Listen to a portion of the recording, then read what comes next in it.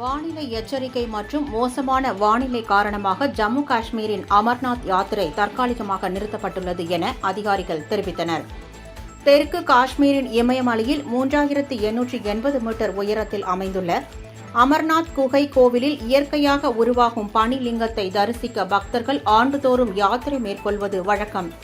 நுன்வான், பகல்காம், பால்டால் என 2 வழித்தடங்களில் நடைபெறும் இந்த யாத்திரை நடப்பாண்டு ஆகஸ்ட் 9ஆம் தேதி வரை நடைபெறவுள்ளது. முன்னதாக ஜம்முவின் பகவதி நகர் முகாமில் இருந்து 5892 பேருடன் முதலாவது யாத்ரீகர்கள் குழு இன்று அதிகாலை பகல்காம், பால்டால் முகாம்களை வந்தடைந்தனர். அவர்களை அமர்நாத் கோவிலுக்கு அரசு உயர் அதிகாரிகள் மற்றும் உள்ளூர் மக்கள் அவர்களை வழி அனுப்பி வைத்தனர்.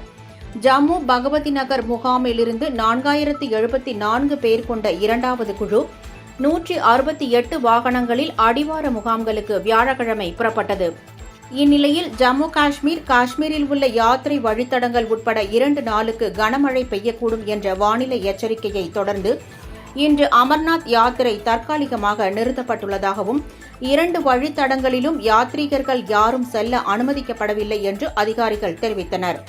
பால்டால் மற்றும் பகல்காம் முகாம்களில் இருந்து யாத்திரை மீண்டும் தொடங்குவதற்காக சீரமைப்பு பணிகள் நடைபெற்று வருவதனால் வானிலை சூழலை பொறுத்து நாளை யாத்திரை மீண்டும் தொடங்கலாம் என்றும் காஷ்மீர் பிரிவு ஆணையர் விஜயகுமார் பிதூரி கூறினார்.